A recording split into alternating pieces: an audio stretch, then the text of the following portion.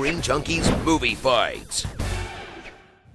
What in the world? It's Movie Fights Live. Hashtag Movie Fights Live. Welcome to the party. Today is a big day. I'll get into that in just a moment. But first, what up? Hashtag Owl Nation. Hoot hoot.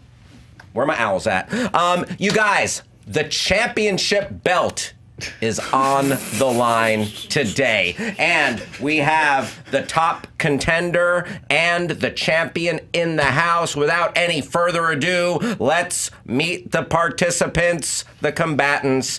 He's one of the real rejects, and he has just rocketed up to the #1 challenger status. I can't believe it. Welcome back, Greg Alba. Thanks, Hal. I want to personally thank Lon and Billy for reading all those very complimentary tweets I was getting before the match. Such great support online for me. People giving you crap? Oh yeah, oh yeah. The fans really believe. It's just gonna fuel me some more, man. That's I'm just the gonna spirit. channel it. Don't do that. I'm gonna channel Stop it. I think our fans think the show ends in a murder. Yeah. Yeah. I don't think we've ever murdered someone. No. Yeah, there's a lot of like, prepare Greg's funeral now. Like, he's gonna be fine. Yeah, he's gonna get in his car and drive home to his girlfriend and be happy. Traffic. Is there some weenie in front of his laptop saying, "Get him a body bag"? No. But on a very sincere note, I'm a huge. Everyone knows I'm a huge, big Screen Junkies fan, Movie Fights fan. I learned the game from watching Dan. So the fact that I'm here playing against him is, as a fan, is a dream come true and simultaneously a nightmare at the same time. So I'm excited to be here. Well, I mean, thank you for stepping in and just taking our collective games up here, because you've really added a lot to the festivities around here. Thanks. So it's awesome to have you, man. Thanks. Best of luck to you, and best of luck to the man sitting across from you. He needs no introduction. He is the undisputed Movie Fights champion of the world, Dan, the man Murrell. What's going on, Hal? How are you? Dan, great to see you. I often see you over there where Lon is sitting, but right now you are in a chair you're very comfortable in, your movie fighting chair. What does the champion do to prepare for a title defense? The same thing I always do. Look at the questions. I think they're really good questions. Take some notes and just get ready for a good match. That's all you can do, Hal. So much of it is out of my control. Here's a pitch for your next title defense, or yours, whatever, both competitors. We all know that the story where the person who learns from somebody fights them always ends up with the guy that is the old man winning, right? Oh. That story ever ends. It always ends the other way. So I would love to see a Rocky-style training montage of you guys getting ready for a movie. Actually, that might be kind of boring. Yeah. Plus, Drago and Rocky didn't train each other. That would be weird. Yeah, true. You're not Drago. I didn't say I was. Who's Rocky? Who's Drago? Chime in the comments. And today's championship title match will be decided by myself and Lon Dan Calling, Lon Harrison, Danielle Radford. Lon, you'll be on the facts today. What's going on in the fact zone? Nothing yet, because we haven't started, but soon there will be lots of facts. Okay. That's a fact. See? All right. I'm glad there have been no factual inaccuracies thus far. Thank you, Lon, and hoot to you, good sir. Danielle Radford, please tell us the capacity that you will be functioning in today. Well, since Movie Fights Live is live today, I am the voice of the people. I am your conduit. I will be in the chat hanging out. There will also be a poll that is on YouTube that is the only poll that counts, and the poll answers will go up once all of the initial arguments have been presented, because it is based on the arguments. So you go there, you vote, and that winds up being our tiebreaker. If you have any questions about how that works, click the description down below, ask someone in the chat, and we can help you out. Also, I will be on Twitter checking the Movie Fights Live hashtag for any kind of interesting answers. Y'all always come up with the best stuff, so get active on the hashtag, and I might shout you out during the show. Yeah, and if you want to make a meme, if you want to make a dank meme, a grimy meme, or just a raw meme, just drop it in there. Baby, I like raw memes. Yeah. Oh, baby, I like raw memes. Who made our thumbnail for today? We have a very talented graphic designer named Kevin. Yeah, shout out to Kevin. Shout out to Kevin for that thumbnail. That was an awesome Shout out to you guys for posing topless. Yes. Check out real topless photo. Our shirtless thumbnail. So, before we jump into the questions, etc., etc. Once again, the first person to 4 points wins. There are going to be 3 regular round questions, and then the top 2 competitors, there are only 2 competitors today, will move into the speed round. So you can be down 3-0 after the first 3 rounds and make a furious comeback in the speed round. It'll be anybody's game. Without further ado, JTE, drop that sick-ass package. Prepare to die. Ladies and gentlemen, No. It's main event time.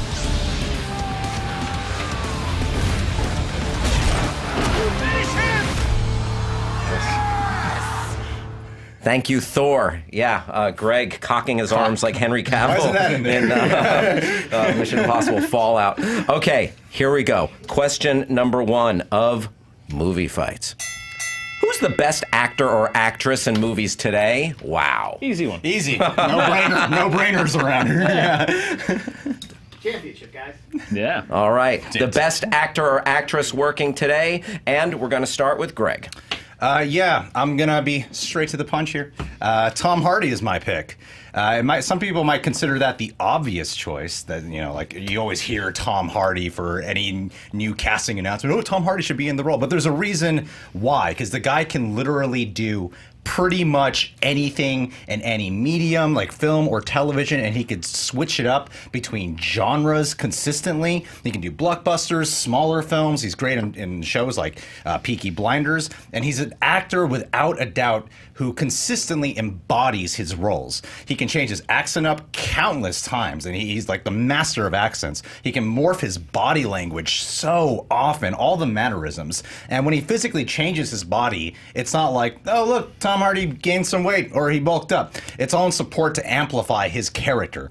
He can be a great leading protagonist, whether that he's a hero or an anti-hero. I should just look at Hal the whole time when I'm talking. Or he can play a great villain, as seen in The Revenant or Dark Knight Rises. Oftentimes when he's a supporting character, he steals the scenes he's in. And he can often help steer a movie that is bad or mediocre into being recommended simply because of how amazing his performance is. He can transcend a film into strongly recommended simply due to a powerhouse performance. All right, Greg laying the groundwork for Tom Hardy. Dan. Yeah, it's such a hard question to answer because you could answer like 10 different things. So I was trying to figure out, like, my basis was like, if I'm going to hire one actor to be in a movie and I know that they're going to deliver and I know that they're going to give a great performance, no matter what the movie is, who is it going to be? And the name that came to my mind was Emily Blunt. Emily Blunt is an actor who has crossed genres. She has held down summer blockbuster action movies. She has held down romantic comedies. Just this year, we saw her at the forefront of a children's fantasy film and a horror film, both performances of which were hugely critically acclaimed. In the case of Mary Poppins Returns, I would say that her performance was more acclaimed than the film itself. And again, best is such a hard thing to quantify. And so for me, it is looking at everybody who's working today. Who's the person that I can hand the reins to if I'm a director and say, I know they're going to be great for the part. I know they're going to be great for the material. I know that they're going to bring to the role what's required of it. I know I can put them against anyone else in this film and not have to worry about them holding their own. And I know that they're going to deliver a fantastic performance. And that, for me, is Emily Blunt. Let's fight it out, you two. Yeah, Emily Blunt was actually, when you get the questions for movie fights, you have to submit an option A and option B. She was actually going to be my option C in this scenario, simply because I think Emily Blunt is a great actress, and I think she deserves more opportunities and more leading woman roles, but she simply hasn't been given enough opportunities to demonstrate as much range as someone like Tom Hardy. I'm not saying that she doesn't have the capability. She certainly has the potential, but she just really hasn't been given that opportunity to do things like that Tom Hardy does so well, where he can really just morph his body language and his mannerisms and his accents. And whereas Emily Blunt, I feel, has the emotional depth, and sometimes she can like change her voice, but overall I feel like where she really shines is like supporting roles. I think sorry, you can go. No, that's good.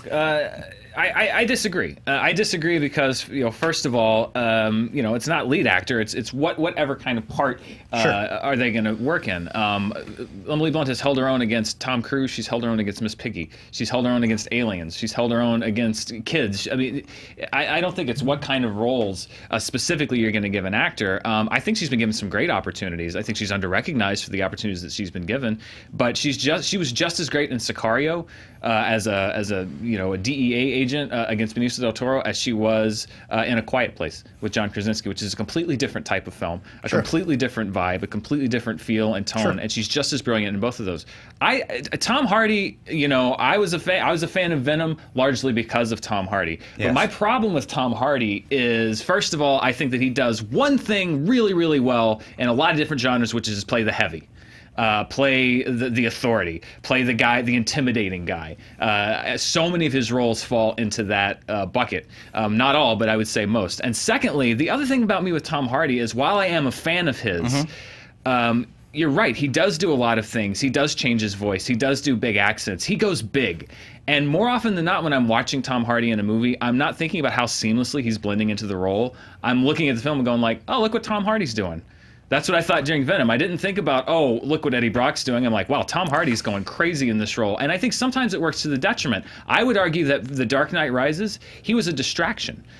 Bane was a distraction in that movie because of the choices that Tom Hardy made, because people were making fun of him from the word go. I think sometimes he goes overboard and he brings, in a weird way, sometimes too much to the role because he wants to go so distinctive that it comes back around and you're just watching Tom Hardy do an accent. That's a fair argument, but at the end of the day, I really do disagree with that. I think Tom Hardy can play these like larger-than-life characters like Bane, but Bane became an iconic character pretty soon.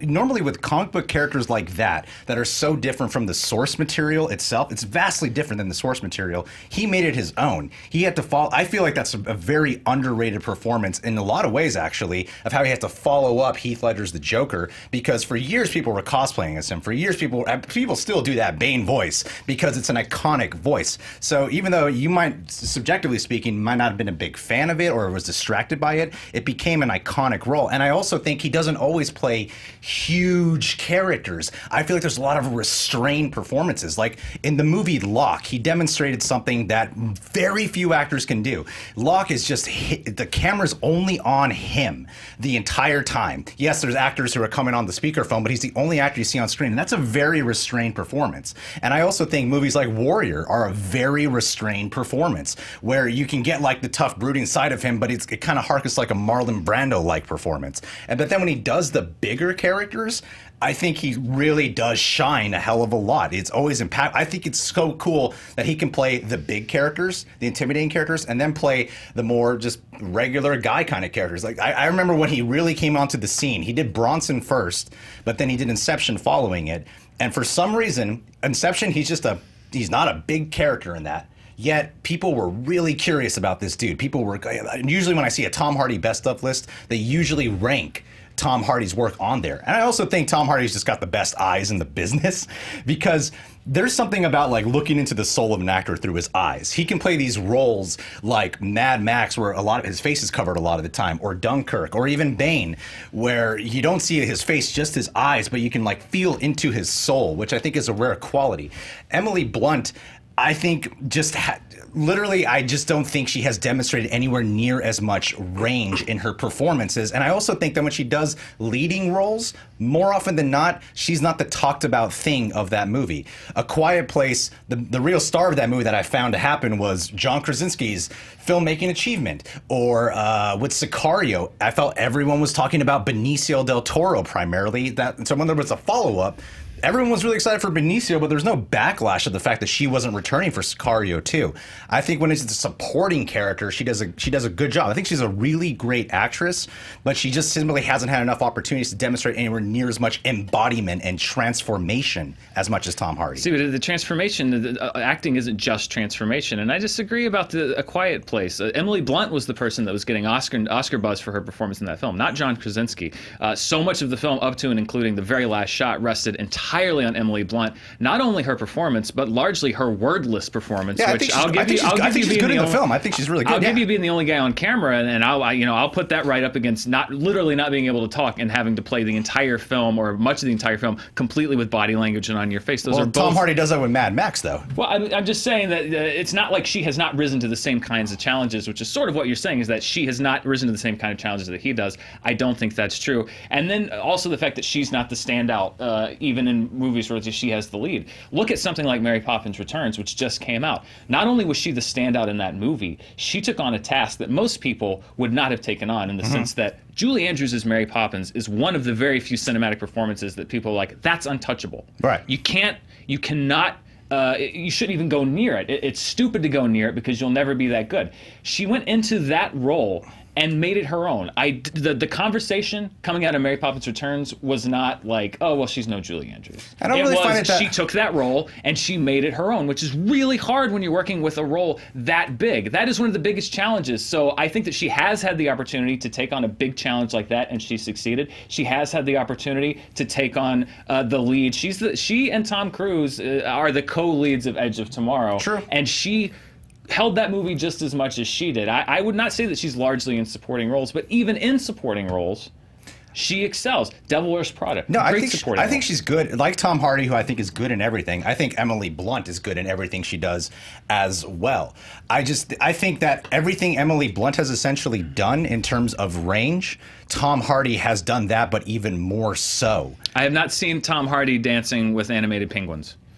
I will say I'll give you that. I haven't seen him. I don't feel like we really fantastic. think about the emotional depth of the performance and the song and dance just saying number. That's a challenge that Tom Hardy has had to accept. Like the things Tom Hardy has done in terms of like even movies like Legend, where he's playing twins, and the only difference is one has glasses and slick back hair, but he has this incredible ability to commit so much to both of those characters, which is, I don't know how you do homework on those roles, But honestly. They're both tough guys. Warrior, he's a tough guy. Mad Max, he's a tough guy. Bane is a tough guy. Locke is a tough guy. Bronson's a tough guy. I don't think he's a tough guy in Locke. So many of his roles are based off of Tom Hardy being a tough guy, the stoic guy, and, I don't see as much range there as I see in Emily Blunt. I really don't. And I love what he does. I just don't see the dynamics. If I'm going to cast a rom-com, I'm not going to put Tom Hardy in the lead because I don't think that he's going to be able to carry it. Know that when I was going through the movie This Means War on the reviews for that movie, which is not a good movie, that's a rom-com, and like so many critics were just going, but Tom Hardy's the actual good part of this movie. Tom Hardy's the actual good part. Let's shift gears and move to final thoughts, you guys. Greg, start us off, please. Yeah, I just feel like Emily Blunt simply hasn't demonstrated as much range. I feel like she always has the emotional depth down, but maybe transformation isn't everything, but it's a major player, a major factor into doing performances. She has proven herself to be a scene-stealing supporting actress consistently, but I personally feel that she's usually outshined by something or someone else in her few actual leading roles.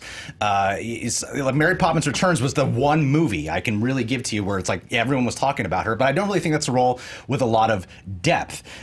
She has the emotional depth, but so does Tom Hardy. I don't think Tom Hardy only plays these like tough guys. I don't think in Locke he's a tough guy. He's a very weak, emotionally weak character in that movie. He's not strong in that movie. He's switched in and out of blockbusters, indie drama, television on a consistent basis, and a much wider variety too of genre work, and in a much wider variety of roles. He has a reputation for like changing up body language, mannerisms, full three-dimensional transformation on a consistent basis, hopping in and out a leading man, villain, supporting characters who always steal the show and is always met with praise. And he's shown with movies like Locke, he can carry a whole movie with only him on screen. He's shown with Legend, he could play two people in the same movie, two distinct different characters. There's just so much about him where he can be multi-layered, restrained performances like in The Drop, or very out there characters like Bronson. And it's difficult to find an actor like this who can hop around mediums, genres, and roles like Tom Hardy. Usually if he's in the movie, he's the talk of the movie. I've seen so many movies that have gone from mediocre bad to recommended. Emily Blunt may have the potential, but to put it bluntly, he just hasn't had enough opportunity or enough time to truly showcase as much it's like she has the emotional depth, but I really feel like physical transformation, mannerisms, accents, all that is also that's not something that should be discredited for Tom Hardy's work. Thanks, Greg. Dan? I'm not discrediting it. I just think that Emily Blunt has done everything and more. First of all, physical transformation. Look at The Devil's Wears Prada and look at the slab of steel that she is in Edge of Tomorrow and tell me that she's not physically transformed. She doesn't bulk up like Bane, but she's done physical transformation. The range argument is weird for me to argue against for Emily Blunt because if you look at her body of work, tell me where Tom Hardy has done horror, comedy, musical, sci-fi, action, drama, animated voices, kids movies. To say that Emily Blunt has not had the range that Tom Hardy has, I think that she's had an enormous amount of range in far more genres than Tom Hardy has demonstrated. And secondly, I just think that she has shown the capability of being able to do more. There are different, Tom Hardy plays a great tune and a lot of his roles are different riffs on the same thing. Legend was a big transformation, but again, it was two brothers that were big, all tough guys, and that's so many of his roles. Tom Hardy is a great instrument. Tom Hardy, if I'm gonna assemble an orchestra and I need a great bassoon, I'm gonna get Tom Hardy. But if I want somebody to come in and play every instrument in the orchestra, I'm bringing in Emily Blunt because I think she has had the opportunities, and I think every opportunity she's had to excel and stand out, she has shown that she is more than capable, and that's why she's my pick for the best actor working today. Woo, man! What a first round that was. Just two behemoths trading blows in the center of the ring. Lon, factually, what do we have? Tom Hardy has not danced with animated penguins, but I very much recommend going to YouTube and just typing in Tom Hardy dancing. There's a number of delightful clips that you'll find. So he does have experience dancing on an amateur level, but not with animated penguins. We had talked a little bit about how long, the sort of range of these careers, the body of work. I thought it was interesting that Emily Blunt's been acting since 2003. Tom Hardy's debut only 2 years earlier. His first film was in 2001. So comparable length careers. That was all I had for facts. All right. Fair competition. Yeah, it's fair competition. Man, I do not want to make a choice. This is too, you guys, this collision, the unstoppable force versus an immovable object for sure. Like, during this very argument, I was like leaning towards one, and then the other pulled me in. Just the filmographies. Greg, you laid out such like all these distinct movies. Like at the end, like you drop like little gems, like The Drop and stuff like that. But then Dan, you make a good point that is he too much the tough guy, and then you're talking about all the varied things that Emily Blunt can do. But the question is, who's the best actor or actress working in movies today? These are all different components, the filmography, the range. I feel like at the end of the day, I heard the most specificity and just by the slightest of edges from Greg with the big roles, the smaller roles, the tiny films, the major villains, everything added up, and then looking into his eyes. I thought Dan made a great argument as well, but Greg just by a hair. Lon. I thought both fighters did great, and I thought Greg did a really good job of defending against the sort of tough guy argument. As soon as I heard that argument, I was like, Lock and The Drop. Those are great movies where he's very straight, and he brought up both Lock and The Drop. I was glad to hear that. But having said that, I felt like Dan, especially in his final closing argument, really sealed the deal.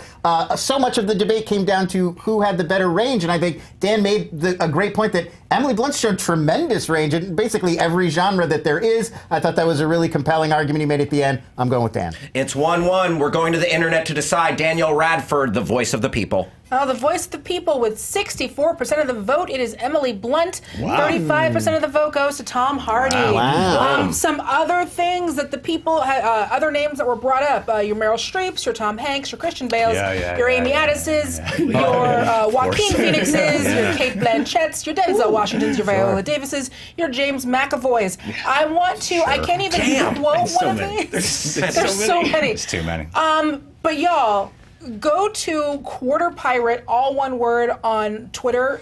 They are commenting this match as though it is a WWE match in the 90s, in like doing JR and Jerry the King Lawler, and it is delightful. So go make sure that you check them out in their mentions and give them some love for that, because it is killing me over here. Oh, hell yeah. Good catch there, Danielle. Thanks for shouting that out. All right. It is Dan the Man 1. Greg looking to get on the board. Here is question 2 of our championship match. Here it is.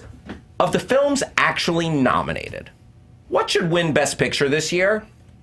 Of the films that have actually been nominated, what should take Best Picture? Question 2, start with player 2, Dan. It's weird. We did a blind fight on this like 3 months ago where we were just like, none of us had really seen any of the nominees, and they're just like, what's going to win? Yeah. And I jokingly said, oh, Roma, because that was the one where people were just like, oh yeah, Roma is coming out, and Alfonso Cuarón, there's a lot of buzz around it, and so I kind of made a flippant argument about it. But now, having seen all of them and seeing what's nominated for the Academy Awards, I'm going to say Roma.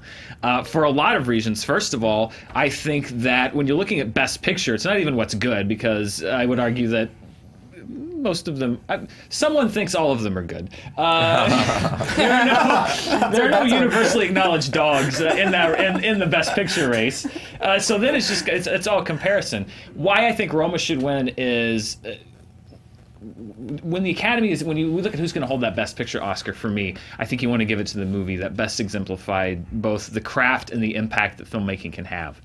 And that, for me, was Roma, both in the technical achievement that Alfonso Cuarón and mastery that Alfonso Cuarón showed with that film, and in the storytelling and the emotional impact of that film. I think that it is one of those rare films that is able to both tell a good story and do it in a very sneakily innovative way and a very unique way. And I think that of all the nominees, Roma stands out as the most unique, as the most innovative, and altogether, looking at the entire package, I think it is the most well-produced, well-crafted, and effective film in that category, and that's why I think it should win. Thank you, Dan. An opening salvo on Roma. Greg. It's A Star is Born, people. A Star is Born. Without a doubt, this was my favorite movie of the year because it hits the mark on everything I'd want out of a movie. It is superbly directed, has amazing original music in the film that I think complements the movie and the performances. It enhances the characters. There's gorgeous cinematography. It also got an Oscar nomination for cinematography as well. These fully realized characters that have just amazing powerhouse acting in the film, where you get to do insane amounts of exploration of these two leads, and it's just a wildly moving experience. It's emotional in so many ways. I can recall this film moving me to tears for like 3 to 4 different reasons throughout the runtime. It takes you on this love journey of a couple that is just absolutely inspiring at first. And while it's a big movie that explores a large period of time, it's also very grounded. It's very intimate. It's very realistic. And in my opinion, it's a better biopic than most actual biopic movies. It takes you on this journey of a relationship that starts off supportive, then explores when something that starts off loving and beautiful can turn into toxic and codependent. So many different themes of traumas from your past, believing in yourself. I was moved to tears by so many things of feeling inspired, heartbreaking struggles, the horrors of addiction explored in this movie, Sam Elliott's performance. It's a wide range of a captivating musical, emotional journey that for me hits every level of storytelling and filmmaking on the mark. Fight it out, y'all. I mean, I can't deny that A Star is Born is popular with the Academy. It was popular with the Academy this year. So is Roma. It was popular with the Academy in 1977 when it was nominated 4 times. It was popular with the Academy in 1955 when it got 6 Oscar nominations. It was popular with the Academy in 1938 when it got 7 Oscar nominations. I don't think that makes the film any weaker, though. I think it makes it a retelling of a story that was already proven popular with Hollywood. That was a familiar story in Hollywood that was already, before it even came out, anointed to be an Oscar frontrunner because it was A Star is Born. And that story has reached such iconography through, especially because of the Judy Garland version and how much people connect with that it almost came in with 2 or 3 Oscar nominations in the bag before the movie even started. Roma, on the other hand, took a very unconventional approach. It's an unconventional film. It's a foreign language film. The number of foreign language films that have actually been even nominated for Best Picture is very small. It had a non-traditional release. It's in black and white. It's in 2 separate languages. It has no traditional stars. It has to stand out based on its merits, and I think that taking that path to Best Picture is very important, and also why I think it stands out on A Star is Born. A Star is Born, for me, watching the movie, coasts a lot on your goodwill for for the other versions of the movie. Bradley Cooper's character is a riff on Chris Christopherson's character. Lady Gaga is a riff on the fact that Barbra Streisand did the role in the 70s. All the story beats are the same. The story beats for this one are the same as the story beats from the previous versions. You're mixing in some new actors and some new music, which is great. But if I'm looking at what movie am I going to award as the best picture of the year, I'm going to go with the more original film, the personal film, the effective film that didn't have to rely on a popular story and the story beats from that story and just plug and play new things in there. That's why I wouldn't give it to A Star Is Born. I feel like you're really I mean, I feel like the Departed won Best Picture. That was a remake in and of itself. But Infernal Affairs was not a movie that the Academy knew and was made 3 or 4 times and was already Grit popular. was nominated as well. And it didn't win. It didn't win, but it was still nominated. It's still recognized. I think A Star Is Born, what makes it so unique is its character. Those characters are not in the other ones. I didn't watch any of the other Star Is Borns prior to seeing this one specifically. So while there might be some similar story beats, I think that A Star Is Born has the one component, one of the main components that I think A Star Is Born has that really trumps over Roma is it's an emotional experience. I've seen your reviews on Roma, and I've heard you say countless times from your own videos how you feel like it's a technical achievement, but it doesn't hit you emotionally. And I feel like A Star Is Born is a movie that I feel like for a movie, it has to be an emotional experience. Roma, I've noticed from going through so many countless reviews, the thing that everyone universally praises is its technical achievement and its cinematography, the sound editing. That tends to be the thing. It seems like the ones who appreciate it on an emotional level are the ones who can relate to the experience then, or if you're someone who's like read up on why Alfonso Cuarón crafted this movie. But I think it, on its own merits, it's not an emotionally impactful film.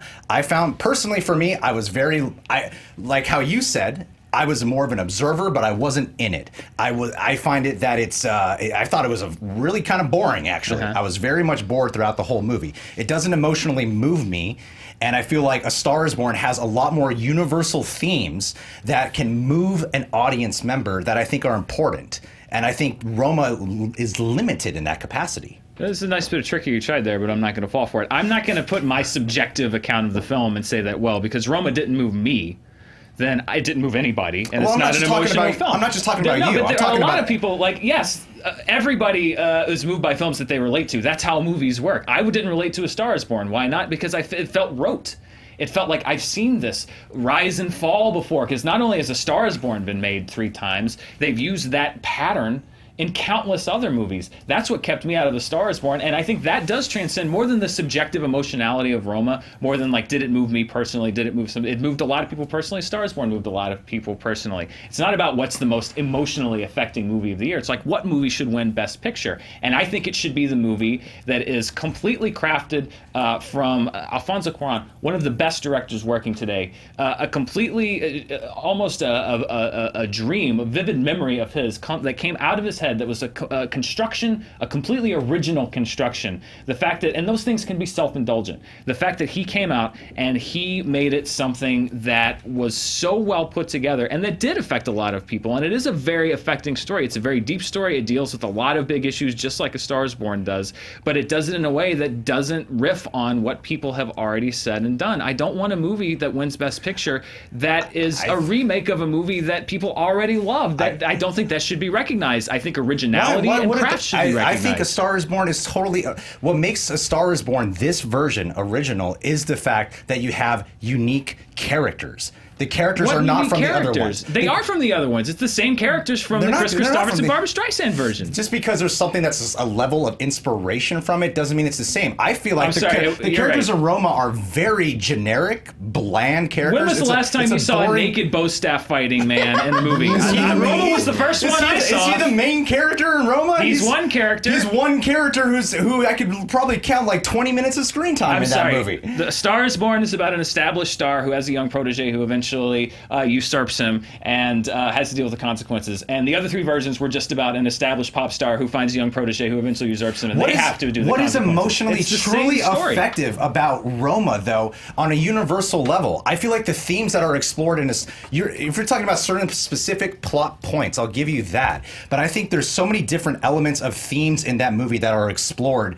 that hit people universally on such a much deeper level. And I think in terms of craftsmanship, Bradley Bradley Cooper's involvement in that film was exceptionally personal with that movie. He's had his own struggles with addiction that he had to become a recovering addict. So you can feel that's why that performance is so authentic. The involvement with the music in that film, him and Lady Gaga were personally involved in crafting original scores for that movie.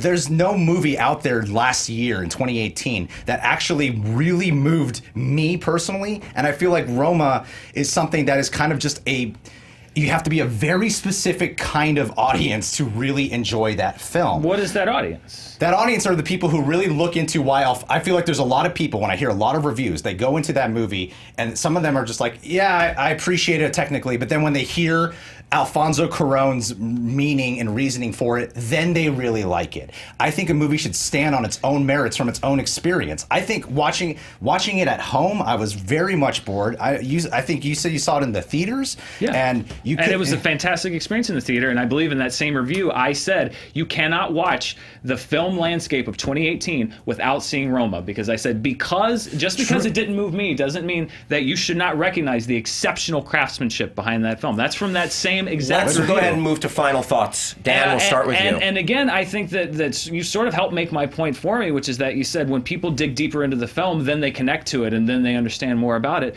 I think that's a hallmark of a great film. I think great films should get better the more that you learn about them. I think that great films should inspire you to go learn more about where they came from. I didn't hate A Star Is Born, and I'm not going to deny that it had an emotional impact, but I think when you look at it and we look at the craftsmanship and you're saying, what was the best picture that was produced in a year?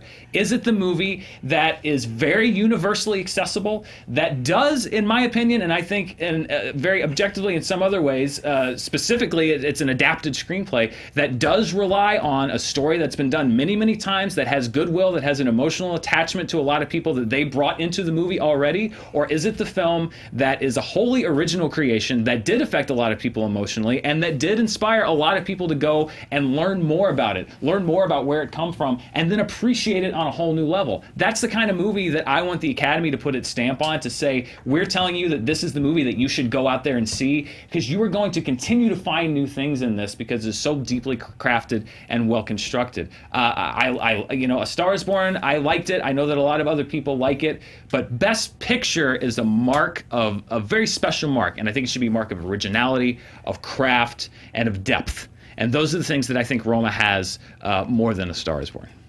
Greg. I have to really heavily, sincerely disagree with the fact that you have to look stuff up in order to truly appreciate this movie. I think a movie should stand on its own merits just from that experience. I don't feel like I don't want to have to go, why did Alfonso Cuarón make this? Oh, now I love this movie. I don't want to have to look these things up in order to actually appreciate the film. I think in terms of a narrative, the characters are very bland. I think that's why I thought it was a very boring film. I wasn't emotionally invested in it. You have to be a very specific type of audience to be emotionally invested in it. At the end of the day, moving pictures are supposed to be a moving experience. And A Star Is Born is the film that really moves you. I think there's some strong technical achievements with that film, but it really is the kind of movie for a specific crowd. It's impressive on a technical scale, but not very moving or has much emotional connective tissue. And there's evidently, I think, a strong divide for that purpose. I think there's a big, strong divide between people who are actually emotionally connected and people who just appreciate it on a craftsmanship level. I feel like unless you have lived within that culture, read up on Alfonso Cuarón, you won't appreciate that movie. As far as A Star Is Born, I feel like that is a movie that really hits the feels for so many different purposes. It hits you on the fact of Lady Gaga believing in herself. That first moment when she goes up on stage and she starts singing, man, you can hear the theater crying. Or the Sam Elliott relationship, the unresolved tension between him and Bradley Cooper, those horrors of addiction, the idea of exploring how relationships can start off loving and then go into toxic and enabling. These are things that I feel like universally we all can feel. We don't have to look these things up in order to understand what's going on. And in terms of Best Picture as well, it's a movie that's also about art. I think yeah, totally. A Star is Born is so much of the issues that start occurring with Lady Gaga and Bradley Cooper are the fact that Lady Gaga is not honoring her own authentic version of art, something that is truly at her heart.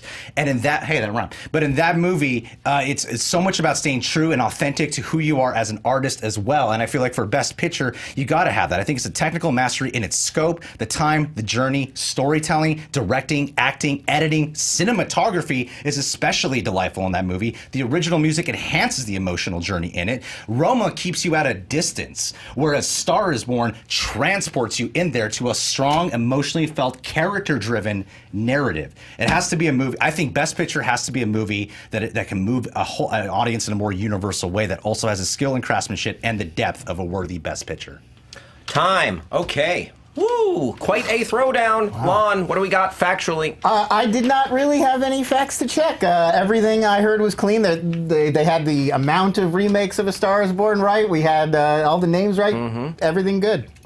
The name is Bradley Cooper. The name is Alfonso Cuarón. All correct? Yes, all correct. The guy, naked martial arts guy, yes. all of it. Lon, please go ahead and give us your thoughts on this question. This was really tough. I felt like both there was a lot of back and forth. There was a lot of like dodge and parry. It was hard to sort of pick one, person who was sort of winning. It went really back and forth with me. I felt ultimately like I think Dan spent a little too much time hitting A Star is Born on being a remake, and I think Greg had some pretty good responses to that. Like, that doesn't necessarily mean they're not doing new stuff, and they are different. I mean, they have different names and different sort of backstories. They are different characters, even if they're in similar scenarios. So ultimately, I feel like I just heard more from Greg about why A Star is Born is great and deserves recognition. So I'm going with Greg. Thank you, Lon. That is one vote for Greg. Yeah, on this question, two very different movies, and I felt like you both laid the groundwork. I feel like, there are many things. There are movie facts. There are things that we could throw in, our opinions, and then passion. And Greg really started to bring this passion about his feelings about the film, and I felt that really just started to, he was so passionate that he got more specific into his breakdown of A Star is Born, whereas I felt like I heard these words from Dan, like craft and impact, but there was less of an unpacking of the specifics, whereas I felt like Greg was just unpacking more specifics, and for also some of the reasons that Lon mentioned, I also am going with Greg. So Greg, you take this. Danielle, what did the poll have to say? The polls, it was 61% for Roma and 38% for A Star is Born. So I'm going to hear about that in the chat. Hi, guys. I'll be right in. Yeah. And for comments or other movies, Black Klansman got a lot of love that was my option in the B, chat. Yeah, a lot of love for Black Panther. We had some people pulling for Green Book.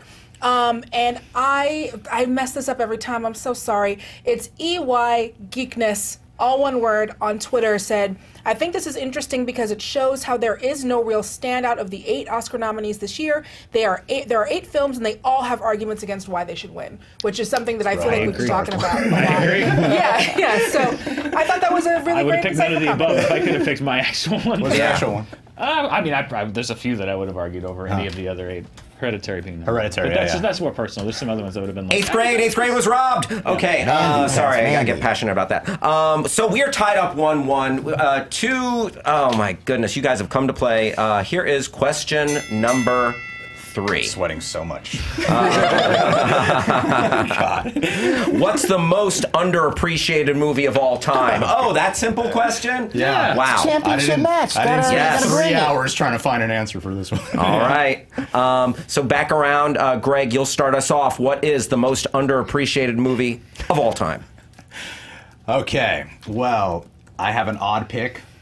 I love when Billy and JT decide to give me their opinions before a show. My pick, I was looking at it, I was like, what's a film that is, when people watch it, that people actually go, this is so much better than I thought it would be.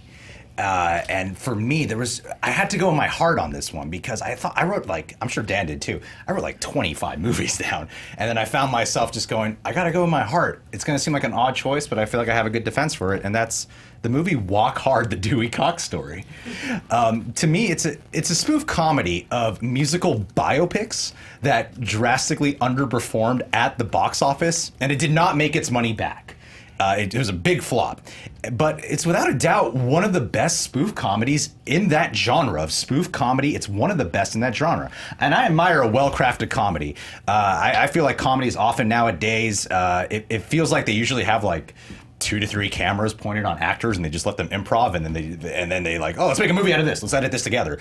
Whereas I feel like while there's some improv to be had in the movie Walk Hard, you can feel that there's actually a solid script behind this and there's some solid editing behind that movie as well. It has this really underrated performance by John C. Reilly, who's playing an actual character. There's surprisingly great original music in the film. I feel like that gets so overlooked. There's so much original music in that film. And somehow this film just didn't land its audience, yet most people I know that end up watching it end up really loving it and end up quoting it. And I think it's because of terrible trailers that... The terrible trailers made, I don't know if you guys remember, it made it look like a real lowbrow kind of comedy. And the fact that it came out around the time when there were some terrible spoofs coming out, like Scary Movie, those Freeburg and Seltzer films, it kind of just got lumped into that category when it deserves so much more than that, because it's not just a vignette of terrible sketch parodies. It's an actual film that's telling a story while being more than just a spoof. It's also a deconstruction of the musical biopic genre. Thank you. Dan. I went back a little bit further, Hal. I'm going to get into so many specifics here. I'm excited. I watched this movie last night. I'm like Greg. There were so many different movies that I just was trying to figure out, and you know, I thought about Seven Samurai, but I was like, because this influenced so much. But then Seven Samurai, it's very acknowledged as being great, and then it becomes a semantic thing about, well, people say it's great. So the one that I actually went to is one of my favorites. It is a movie called Wait Until Dark, starring Audrey Hepburn. Alan Arkin is in it as well. Basically, it is that Audrey Hepburn plays a blind woman who's alone in an apartment. She ends up with a doll full of drugs that these two throwing pen caps at me. This doll full of drugs that these two heavies come to get. One of them is Alan Arkin, who's amazing and menacing and incredible in this movie. And it basically becomes this home invasion horror movie.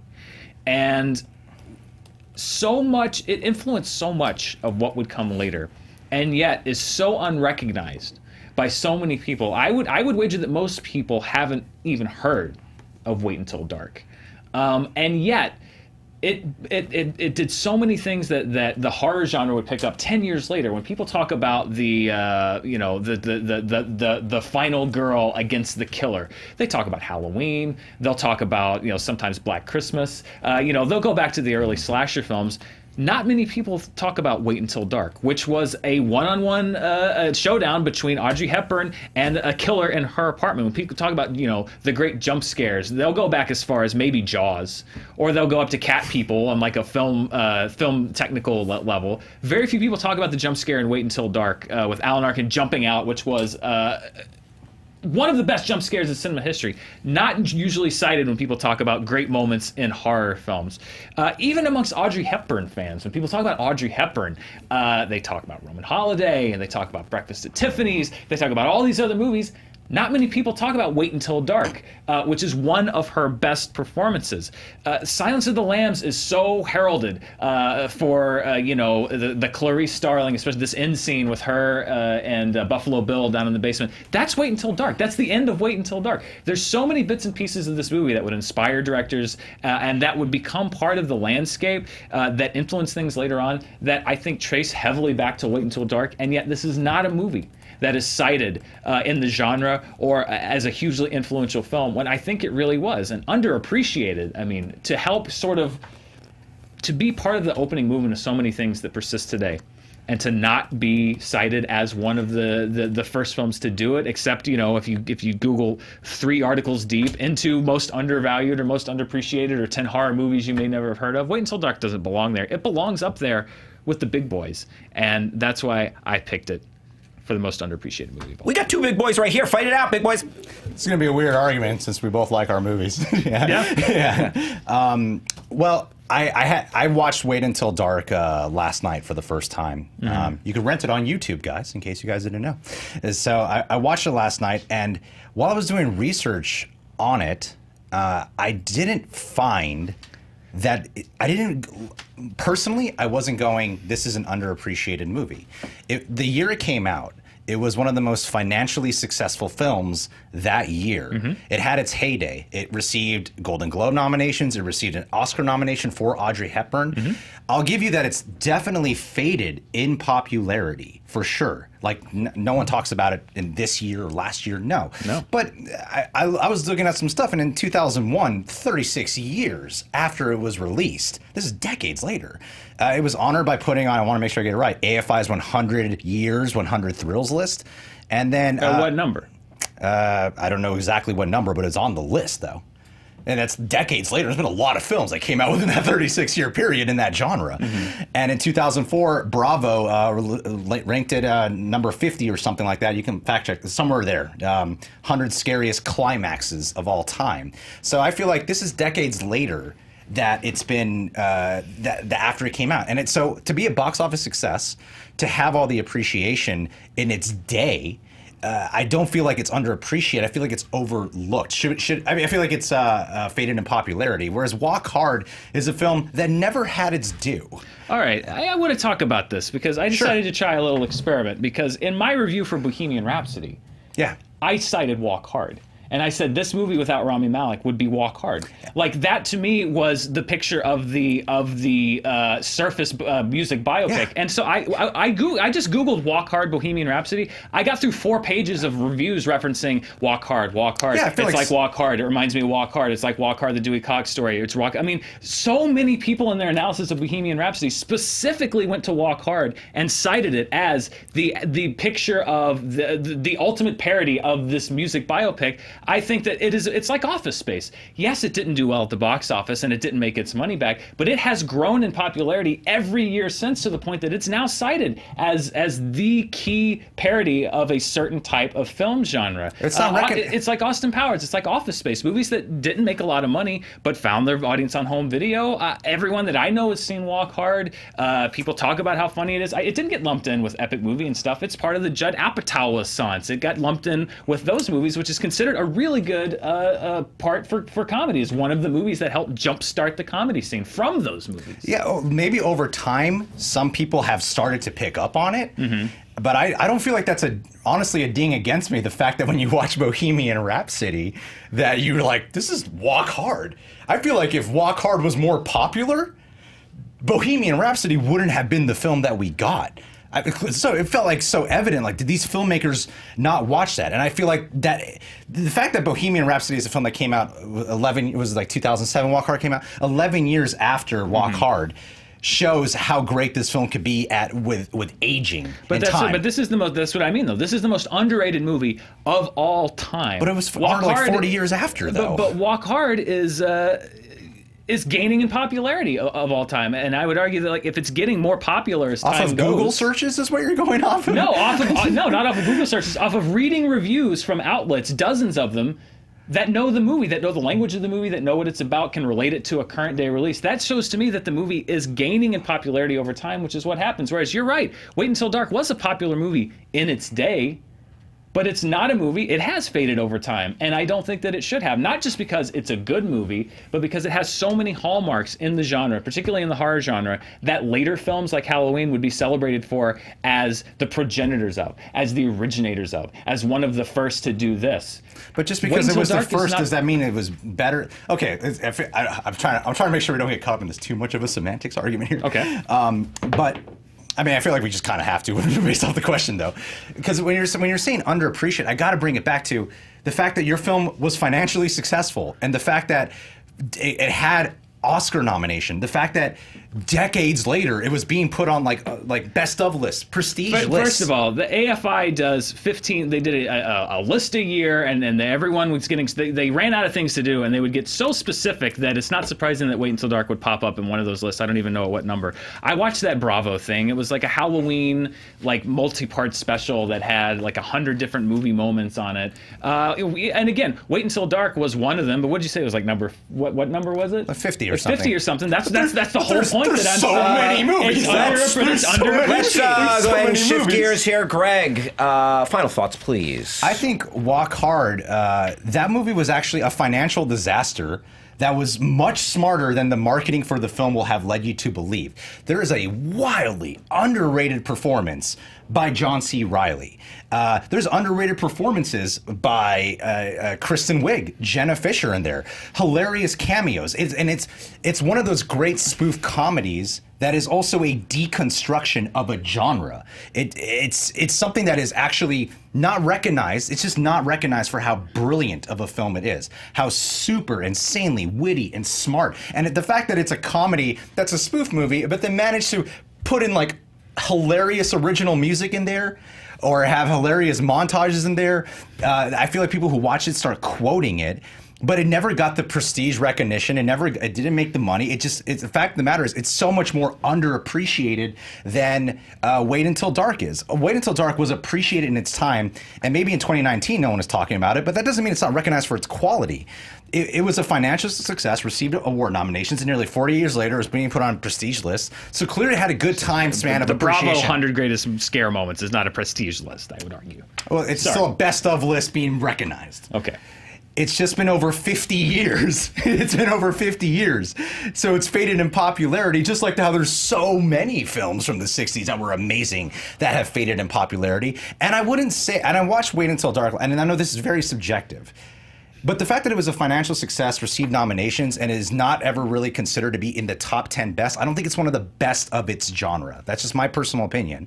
But I feel like if it was one of the best of its genre, it would be put up there with the works of like Alfred Hitchcock films like Psycho or Rear Window or Vertigo, or reference in this lump sum that you're talking about. I think there's a reason why it was kind of forgotten about, is because it's not one of the best of its genre, whereas Walk Hard is one of the best of its genre. And I think it's being recognized for that right now. Walk Hard is getting more popular as time goes on. That happens to comedies all the time. Just because it wasn't a success when it came out doesn't mean that it's underappreciated. It's being appreciated more and more as each year goes by.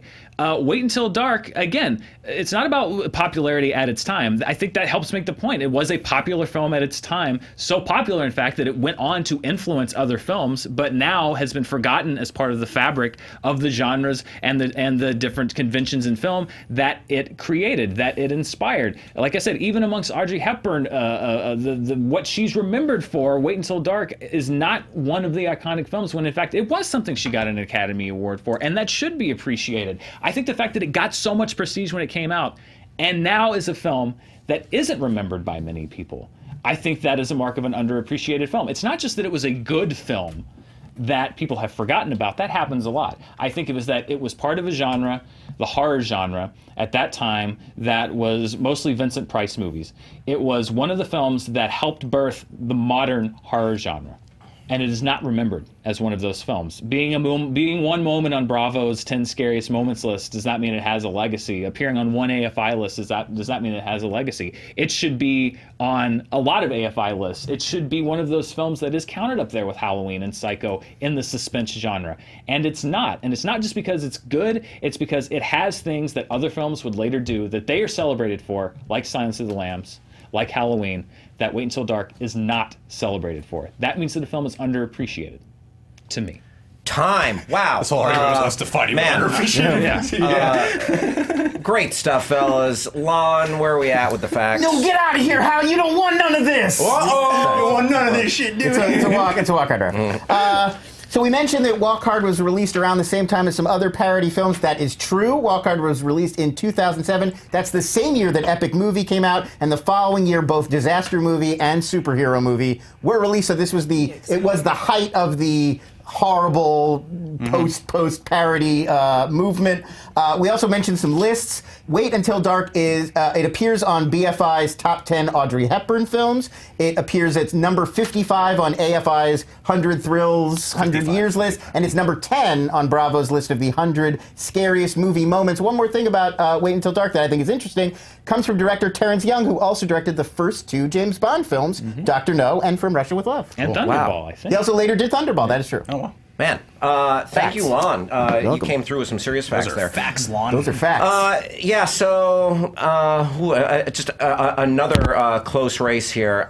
Yeah, Greg, you really won me over for I need to check out Walk Hard again, and it is underappreciated. You made an amazing case. As far as the question of most of all time, I thought the points that you brought up as far as Dan's film being on those lists only help Dan, because it's like, oh, this film should be recognized, it is recognized, but it's only on these specific niche lists, whereas it's not like those are like the biggest thrill, or a biggest jump scare or whatever it was on those. Yeah, I felt like it said, okay, there's some appreciation, but Dan, point by point, went through, these are elements that affected films that followed it. So it's like, oh, he probably has a point. And if it is that influential, how come I've never seen this film? How come it's not as popular as like a Psycho, a Vertigo, thrillers that you mentioned from that era? So I felt Dan really laid the groundwork, and yeah, my point goes to Dan. Lon. I gotta say, I love Walk Hard, one of my favorite recent comedies, and it really does. I think the impact of Walk Hard is real. Like, musical biopics can't just do the formula thing, or immediately audiences are like, oh, it's just like Walk Hard. Like, it actually had an impact on its genre, which I think is very significant. Having said that, I thought Dan just made a really expert case as to why Wait Until Dark belongs in the pantheon of great horror movies and yet is consistently sort of left out of that list, and it's sort of unacknowledged as an early landmark horror film. Ultimately, I have to give the point to Dan. Boom, Dan gets the point. Danielle, what did the poll have to say? The poll... 68%. All right, refreshing so we get fresh numbers.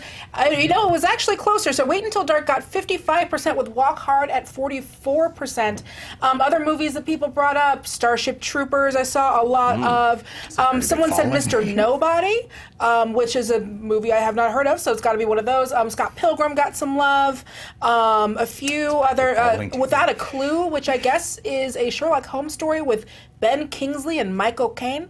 And that sounds great. Everyone is loving this fight, by the way. They keep talking about how it's just PhD research. Right. Which makes me super happy. I would get paid like a doctor then. And here was one great one from Corin, KORYNN_W on Twitter, who says, Hunt for the Wilder People, although critically acclaimed, I feel this New Zealand film flew under the radar here and never got the attention it deserved. An odd couple adventure that equally balances hilarious and heartwarming comedy and hard-hitting drama. That's well written. Sam Neill and Julian Dennison. Yeah. It's a good Taika movie. Waititi. Taika Waititi, yeah. Wow, so after 3 questions, Dan is up 2-1, and let's venture to the speed round, shall we? Yay! I am so happy to go up against Dan in the speed round. I've got to think about my whole life before we go. Real quick, how the speed round works, I'll throw the question out there. They'll just shout out their answers. The first person I hear will get to elaborate on their answer first. It goes 20 seconds, and then back around for a 10-second rebuttal, 10-second rebuttal. And that's how that works. It's 2-1 in favor of Dan. Y'all ready for this? Yes, sir. Let's do it. Thank you. I appreciate that. Great. Question 1. One more thing. Danielle will be chiming in with her own thoughts and opinions, because there ain't no time for a poll in the speed round. Ain't no time for polls in the speed round. So now I still love y'all. I am just not of you. Now I'm just a Danielle. No more Borg. But talk your shit, make your comments and everything. Please do. But yeah. We want that. All right. Question 1. Here we go. Who had the better 2018 debut feature? Bo Burnham with 8th Grade or Boots Riley with Sorry to Bother You? Boots Riley. Oh, yeah, Bo Burnham. Okay, we have Boots Riley from Dan. We have Bo Burnham from Greg. Dan, we heard you first. 20 seconds begin as soon as you begin. Sorry to Bother You was such a breath of fresh air and such a risk for a first-time director to have the guts to make a film like Sorry to Bother You. And the fact that he pulled it off, the amount of satire happening in that film on so many levels, on a social level, on an economic level, on a pop culture level, he was able to bring that all together into a weird, crazy, abstract masterpiece that I think is completely individual and one of the most unique films. All right, Greg.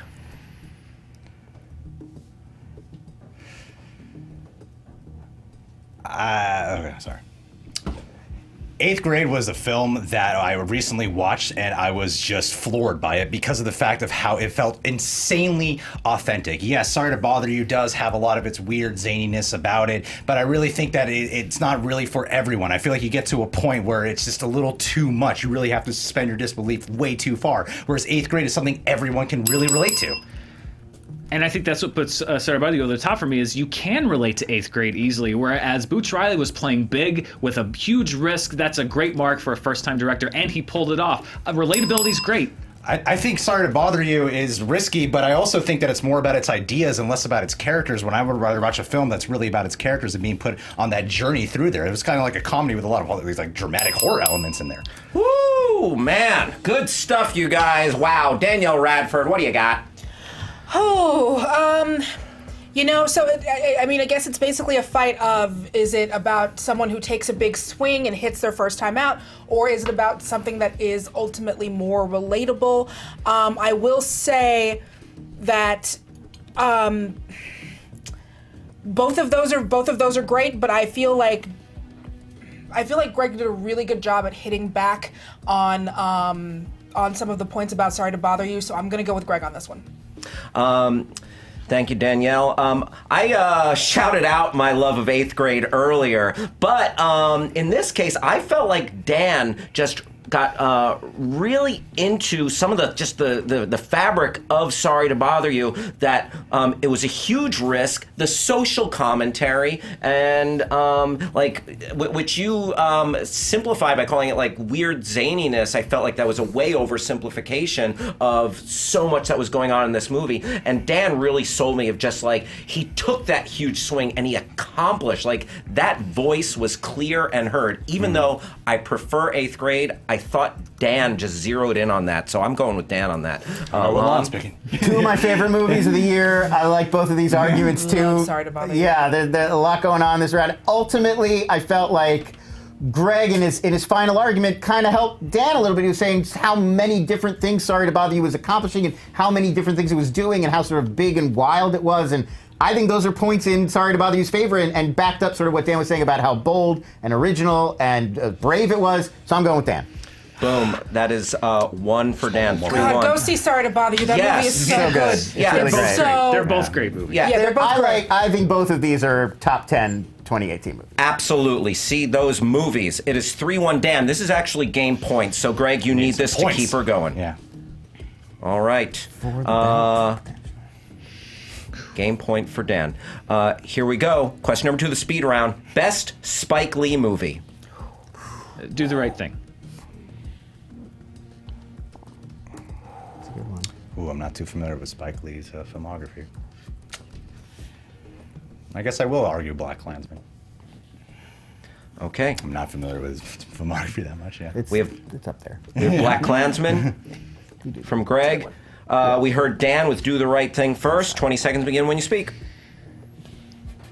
Spike Lee has always been a provocative filmmaker, and I think the problem with provocative filmmakers is a lot of times their films feel too of the moment and too dated as time goes on. Do the Right Thing is a movie that was made, 30 years ago, that is more relevant today than it was then, because Spike Lee was able to capture that moment, but in such a universal way as far as race relations, as far as just human relations, human beings relating to each other, that it... The reason I love Black Klansman so much was because it was a movie that managed to have so much social commentary about things that occurred in the past, but how they also link back to today. It was a movie that I would consider the second best movie of the year, simply because of the fact that when it has that tie around at the end of what's going on in modern day times, it haunted me, it horrified me. I had to start doing research on it. It really impacted me because of the... But I think that's what sets it apart, is that Black Klansman is so specifically tied to the moment right now with Charlottesville, whereas Do the Right Thing operated on such a great level, on a broader level, that it remains relevant without having to get to specifics.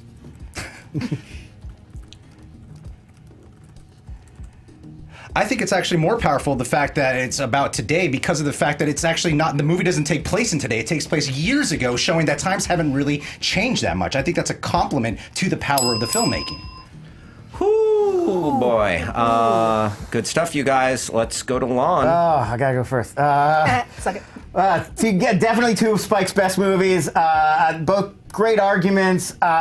Ultimately, I felt like Dan kind of got Greg on the, Do the Right Thing has a timeless quality. It's just as relevant or more today, whereas Black Klansman so specifically tied to this moment, especially, as Greg mentioned, that amazing sort of final montage.